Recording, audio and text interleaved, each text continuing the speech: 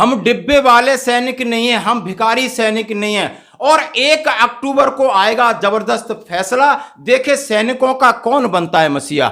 2 बड़ी खबरें। सबसे पहले मैं बात करता हूं सूबेदार मेजर एसपी घोषल साहब का। मैंने वीडियो देखा और उन्होंने कहा है कि रात में जगते हम हैं, दिन में परेशान हम होते, भूखे हम हैं, प्यासे हम हैं, और जंतर मंतर पर 1 रैंक 1 पेंशन की विसंगतियों को लेकर लगातार हम 8-10 महीने से लगे हुए हैं, लेकिन हमको डिब्बे वाला कहा जा रहा है, चंदा वाला कहा जा रहा है, बोर कहा जा रहा है कि आप लोग पैसे कमाने के लिए बात करते हो। और यही पैसा एफबीए के अध्यक्ष 13 लाख रुपए लेकर के हमसे चले जाते हैं। 13 लाख रुपए तो ले लेते हैं, लेकिन ये नहीं बोलते कि आपने ये चंदा किसका है, खून पसीने का है, जवानों का है, और हमको इसलिए दिया गया है कि हमने इसलिए इकट्ठा किया कि हम सरकार से लड़ें, अपने 28 लाख सैनिकों की लड़ाई लड़ें। हमने आपकी ट्रेजरी में डालने के लिए नहीं लिया गया है, क्योंकि इकट्ठा हमने किया। यहाँ रात में हम रुक रहे हैं, दिन में हम रुक रहे हैं, आंधी है, तूफान है, पुलिस के डंडे हम खा रहे हैं, थाने में हम जा रहे हैं, और आप वहां से कहते हो कि आपका ट्रेजर आता है, हम उसको पैसा देते हैं, और आप हमको डिब्बे वाला कहते हो। हाँ जी दोस्तों, ये बात मैं कह रहा हूं। ये वीडियो मेरे सामने किसी ने भेजा है, एसपी घोषल साहब का है, जो सबका सैनिक संघ कमेटी के प्रधान है पंजाब के। साहब बहुत आहत हैं, दुखी हैं। बोला ये मुहिम है, हम पैसे के लिए नहीं कर रहे, हम जवानों की अस्मिता के लिए कर रहे हैं। और लगातार हम 20 फरवरी से यहाँ बैठे हुए हैं, चाहे दिन है, चाहे रात है, चाहे बारिश हो रही है, चाहे सर्दी हो रही है, चाहे गर्मी हो रही है, हम नीचे जमीन पर पड़े हैं। और हम जाकर पुलिस के लिए, पुलिस से भी लड़ रहे हैं, सबसे लड़ रहे हैं, प्रशासन से भी लड़ रहे हैं। और हमने लगातार ज्ञापन बनाया है, चाहे 3 अप्रैल का हो, 30 अप्रैल का हो, 9 अप्रैल को एफबीए गठन करते हमने सोचा कि हमें कुछ मदद मिलेगी और ये बड़ा संगठन हो जाएगा। यहाँ जंतर मंतर पर बहुत सारे लोग आएंगे, बड़ा हुजूम करेंगे, बड़ी रैलियां करेंगे, लेकिन ऐसा तो हुआ नहीं। सिर्फ पैसे का आरोप लगाया कि वो पैसे हमको दे दो, लेकिन हमारी परेशानी, हमारा मुहिम, हमारा एजेंडा और हमारे धरने के ऊपर उन्होंने कोई कंट्रीब्यूट नहीं किया, ना ध्यान दिया, हमें अकेला छोड़ दिया। अब बताइए हम कैसे इनके साथ आगे चलें। वही एफबीए के अध्यक्ष माननीय श्री अर्जुन सिंह राठौर जी कह रहे थे कि जो सबका सैनिक संगठन है वो जननी है, और हमारी भूरी भूरी प्रशंसा कर रहे थे। लेकिन ऐसा क्या हुआ कि 12 अगस्त के बाद 180 डिग्री चेंज हो गया, यानी उनका मुंह नॉर्थ की तरफ था, एकदम साउथ की तरफ हो गया। अब हम डिब्बे वाले नजर आने लगे। हम इतने बुरे कैसे हो सकते हैं?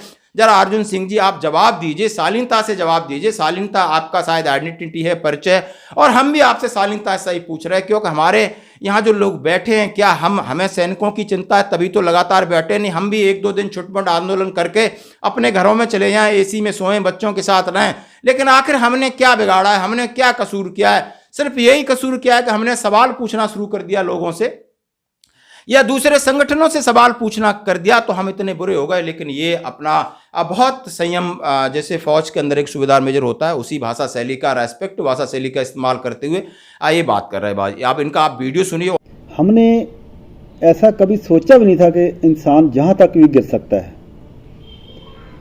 उन्होंने आंदोलनकारियों को, जैसे कि 20 फरवरी से धरना लगा हुआ है, साबका सैनिक संघर्ष कमेटी दी काल पर पूरे देश ਦੀਆਂ जथेबंदियां ਦੇ सहयोग ਦੇ ਨਾਲ। और दूसरी बड़ी बात कहता हूं, 1 अक्टूबर को होगा फैसला, 1 अक्टूबर को फैसला होगा और जवानों को साथ देने की घोषणा, और टक्कर है सीधी सेना के एक ऑनरी कैप्टन साहब और सेना के अधिकारियों के साथ। और उसमें आप समझ सकते हो कैप्टन जगदीश वर्मा क्या अपील कर रहे हो। ये कह रहा हूं मैं, Himachal Pradesh x serviceman league के चुनाव में यानी कल 1 अक्टूबर को, और आपने अब बदलना है इतिहास। 40 साल से मनकोटिया साहब उस पर काबिज हैं और चुनाव कराते थे हाथ खड़ा करके, भाई हाथ खड़ा कर दो। अब हाथ खड़ा करेंगे, पहले एक अलग टाइप का माहौल हुआ करता था, हाथ खड़ा करके चुनाव नहीं होगा। चुनाव अधिकारी से विनम्र प्रार्थना की गई कि आप बैलेट पेपर बनाइए, कुछ ऐसी प्रक्रिया की जो कि मतदान पेटी में गिरे, यानी सामने एक्सपोज नहीं हो कोई, न किसी के प्रभाव में न किसी के अभाव में। और इसकी मांग की है, इसका भी मैं आर्टिकल आपके साथ शेयर कर रहा हूं। और वहां से कैप्टन जगदीश वर्मा साहब ने अपील की है, और जो स्वयं उसके प्रेसिडेंट के लिए खड़े हुए हैं कैप्टन अशोक कुमार साहब हैं, ऑनरी कैप्टन, उन्होंने अपील किया है कि नहीं, अब हम बदलेंगे इतिहास। और जवानों की मांगों को लेकर, जैसे कि उन्होंने आरोप लगाया कि बोला ईसीएचएस हमला है, बोला ईसीएचएस तो पूरे देश में बने हुए हैं, इसमें कौन सी बड़ी बात है? आपने और ईसीएचएस के अलावा क्या सुविधाएं दी वो बताइए। सीएचडी कैंटीन में आपने और क्या जेसू जवानों के लिए क्या वो बताइए। सोल्जर बोर्ड में आपने क्या किया वो बताइए। आपने डीजीआर रीसेटलमेंट के लिए जवानों के लिए क्या किया वो बताइए। 1 रैंक 1 पेंशन की मुहिम चल रही है, आप वो बताइए। इक्वल एमएसपी के बारे में आपने जवानों के साथ आके बोला, वो बताइए। कभी आपने धरना प्रदर्शन में हमारे साथ हुए, वो बताइए। कभी आपने किसी नेता को ज्ञापन दिया, आप वो बताइए। आप बताइए क्या किया। 40 साल से आप काबिज हैं, बहुत सेना के मेजर जनरल कर्नल सब खड़े हो रहे हैं, लेकिन इस बार अपील की एक बदलेंगे इतिहास और कैप्टन अशोक साहब को वोट दीजिए। और सभी जेएसयू जवान अब इकट्ठे हो रहे हैं और अपनी लड़ाई खुद लड़ेंगे, अपने निर्णय के लिए, अपनी अस्मिता के लिए, अपने मान सम्मान के लिए हम आगे बढ़ेंगे। धन्यवाद दोस्तों। मेरा सभी भूतपूर्व सैनिकों को नमस्कार। मैं honorary captain Ashok Kumar, BPO Lili, तहसील नगरोटा बगवा, डिस्ट्रिक्ट कांगड़ा का स्थायी निवासी हूं। मैं Bharat ex serviceman league Himachal Pradesh के इलेक्शन के विषय में कुछ बातें बताना चाहता हूं। मैं लीग बोनाफाइड का भी सदस्य हूं और 2 वर्ष से लीग से जुड़ा हूं। आप सभी को जानकर खुशी होगी कि पहली बार लीग चुनाव में एक जवान को मौका मिला। मैं ये कहना चाहता हूं कि हमारे हिमाचल प्रदेश में लगभग 1,72,000 पूर्व सैनिक व वीर नारियां हैं, जो कि लंबे समय से कई समस्याओं से जूझ रहे हैं। मेरा मानना है से अभी तक सभी समस्याओं को सुध लेने वाला कोई नहीं था। जब मैं लीग से जुड़ा था तभी मैंने सोचा था कि इन समस्याओं को हल जरूर करने की कोशिश करूंगा। समस्याएं बहुत हैं, जैसे कि एचएसएस के बारे में, सीआईडी, ओआरओपी, रेस्ट हाउस और पेंशन आदि के बारे में। इन समस्याओं पर कभी भी उचित कदम नहीं उठाए गए और ना ही इस पर कोई कार्रवाई हुई। मैं ऑनरी कैप्टन अशोक कुमार इन समस्याओं को देखते हुए इस लीग इलेक्शन में भाग लेने की कोशिश की और आप सभी से निवेदन करता हूं कि आप सभी कृपया करके अपना कीमती वोट देकर सफल बनाएं और मैं आप सभी को विश्वास दिलाता हूं कि इन समस्याओं को सुलझाने में हमेशा कोशिश करूंगा, ताकि हमारे भूतपूर्व सैनिकों को और वीर नारियों को और उनके परिवारों को कभी भी किसी प्रकार की कठिनाई का सामना ना करना पड़े। जय हिंद, जय भारत। आदरणीय पूर्व सैनिकों, मैं ऑनरी कैप्टन जगदीश वर्मा आप लोगों के सम्मुख हूँ।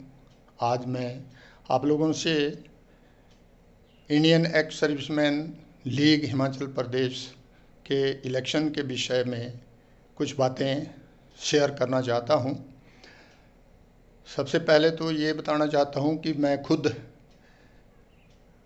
डिस्ट्रिक्ट मंडी से एक्स सर्विसमैन लीग का एक बोनाफाइड सदस्य हूँ। मेरा नंबर 13951 है और हम लोग पिछले कुछ समय से लीग के साथ जुड़े हैं। लीग का जैसे आप लोगों को सबको पता है कि 1 अक्टूबर को धर्मशाला में इलेक्शन हो रहा है, जिसमें कि अगले प्रेसिडेंट और दूसरे ऑफिस बियरर का चुनाव किया जाएगा। तो जैसे आपको पता है कि 1974 में x serviceman league Himachal Pradesh का रजिस्ट्रेशन हुआ था और तब से आज तक सिर्फ और सिर्फ अधिकारीगण ही इसके ऊपर जीतते रहे हैं। हम इसके विरुद्ध नहीं हैं कि अधिकारीगण जीतते हैं, बहुत अच्छी बात है। उन्होंने जो चाहते थे वैसे उसका काम चलाया, लेकिन इस बार के इलेक्शन में ये बात देखने में आई है और ये बहुत हिस्टोरिकल बात है कि इतने सालों में कभी भी JCORs में से प्रेसिडेंट पोस्ट के लिए कोई भी नहीं खड़ा हुआ। तो इस बात के लिए मैं ऑनरी कैप्टन अशोक कुमार को बधाई देना चाहता हूं सबसे पहले कि उन्होंने इसकी हिम्मत किया कि वो इस पोस्ट के लिए चुनाव लड़े। इसके साथ साथ ही मैं lieutenant colonel YS Rana, major general DS Rana, उनको भी बधाई देना चाहता हूं कि वो भी इस पोस्ट के दावेदार हैं और चुनाव में हिस्सा ले रहे हैं और अच्छी बात है, जो भी जीतेगा वो इसमें काम करेगा। तो जैसे मैं बताया कि मैं united front of ex serviceman Himachal Pradesh का प्रदेशाध्यक्ष भी हूँ और हम लोग साथ साथ काम करते आ रहे हैं। जगह जगह हमारे फंक्शन जो है चले रहते हैं, कभी मीटिंग हो रही है, कभी दिल्ली जा रहे हैं, कभी कुछ कर रहे हैं, तो वो हमारा अलग इशू है। आज हम सिर्फ आपसे शेयर करेंगे लीग के इलेक्शन के बारे में। भाइयों, आप लोगों को पता है कि लीग एक अम्ब्रेला ऑर्गेनाइजेशन है सभी ऑर्गेनाइजेशन का, जितने भी छोटे मोटे एक्स सर्विसमैन ऑर्गेनाइजेशन है उनका। तो उनके पास ये पावर है कि वो रिकॉग्नाइज हैं government of India, ministry of defence से। तो वो सारे काम अच्छे ढंग से, इफ़ेक्टिव ढंग से गवर्नमेंट से करवा भी सकते हैं, बट ये है कि उनका पार्टिसिपेशन कितना है ये देखना है। बहुत सी बातें बीच में उठ रही हैं कि ये काम किए, वो काम किए, लेकिन मुझे नहीं लगता है कि कोई ठीक से अभी तक कोई काम हुआ हो। उसका उदाहरण ये है कि इतने सालों में हमारे अधिकारीगण इस ऑर्गेनाइजेशन को लीड करते रहे, उनका ऑफिस रेस्ट हाउस धर्मशाला से चल रहा है।